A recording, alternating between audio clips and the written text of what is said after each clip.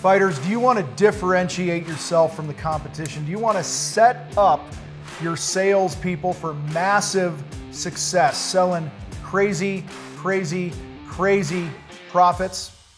Today in Contractor Fight TV, we're going to dig into 5 things that you need from your gatekeeper in order for that to happen. Let's do this.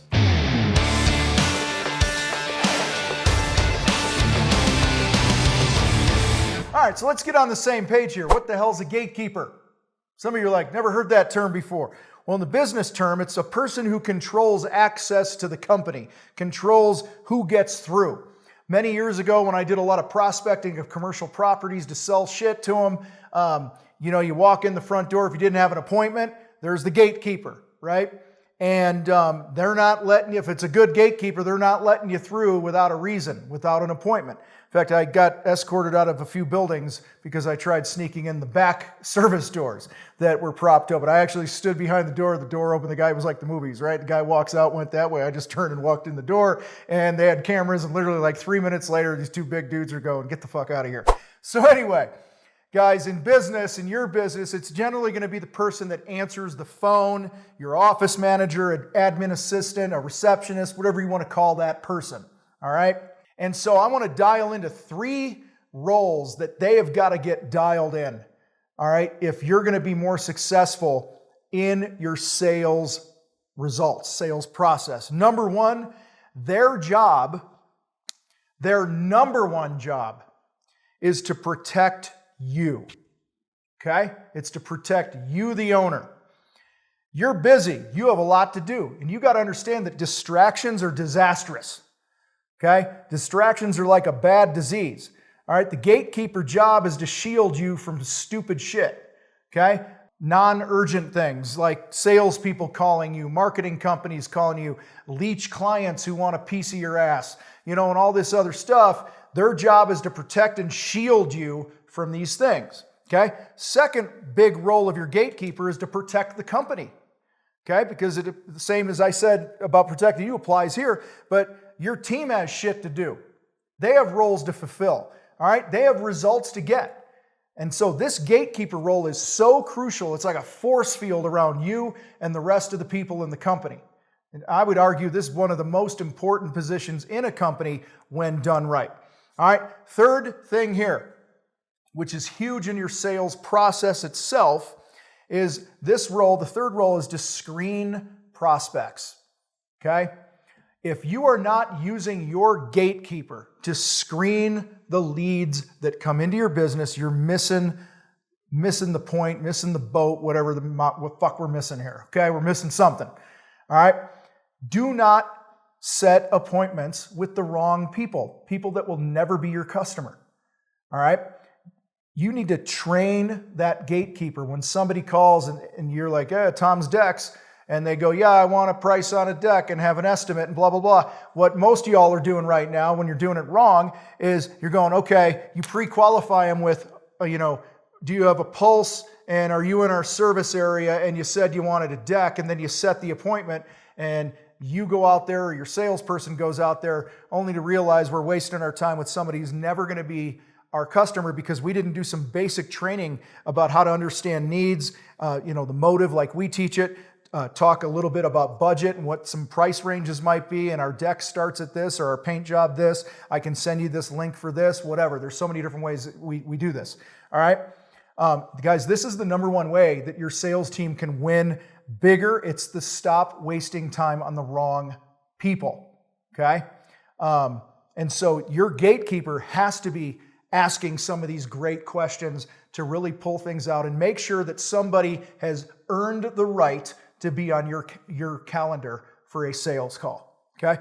Fourth thing here, role that I believe a great gatekeeper will fulfill is what we call mind the gap.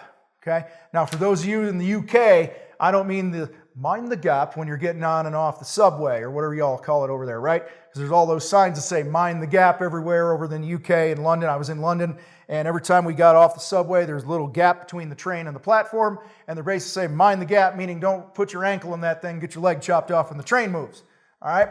Well, the gap that we talk about here in the fight is here's the day I sell a job. Here's the day we show up to do the job. What happens in the gap? Okay? Are we building relationship? Are we keeping the relationship warm with our company? Okay? Your gatekeeper can assist with sending content to people that are in that gap, to educate them, to prepare them, and be like, hey, thanks so much for signing up with ABC Painting, and we're excited to come out and do your project on the week of blah, blah, blah. In order to get ready for our team to show up and blah, this and that, here's a link on what you need to do to get ready to have us come paint the inside of your house. And then maybe a few days later or the next week, it's hey, meet your foreman. This is Tom. Tom's going to come out. You should expect a call from Tom on such and such time and this and that, and you fulfill that. Okay? That's minding the gap, keeping things warm. It could be reaching out to people with scheduling updates. How many of us, let's raise our hand if we ever fuck this one up, right? Something happens with weather or something goes wrong on a project, this and that, and you got all these jobs stacked behind it, and you just do a crap job of communicating with them because the schedule moved, all right?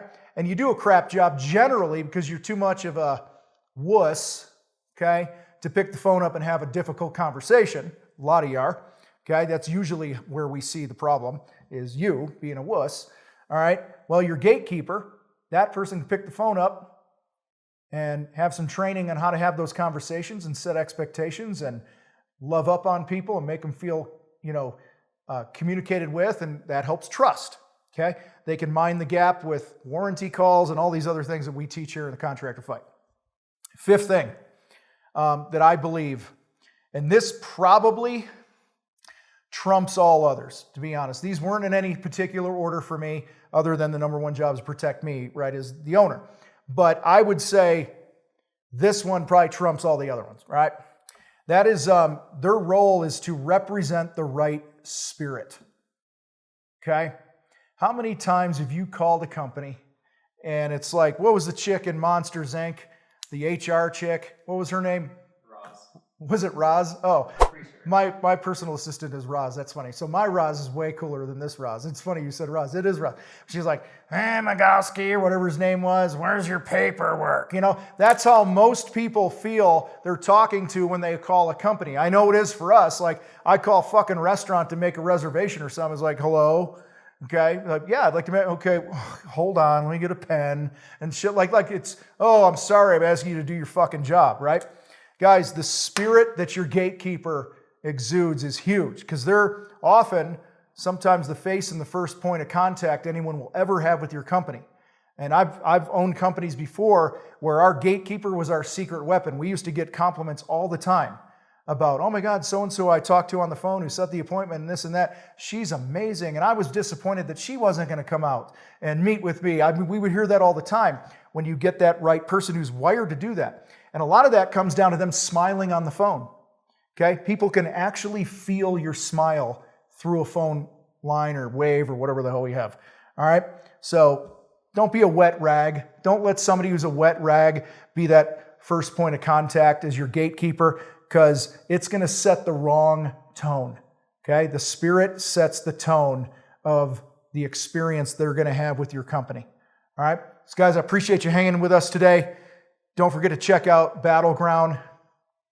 It's the most kick-ass program on the planet for a home improvement contractor to level up their business. Go to thecontractorfight.com/battleground, and we'll see you in there. I'm out.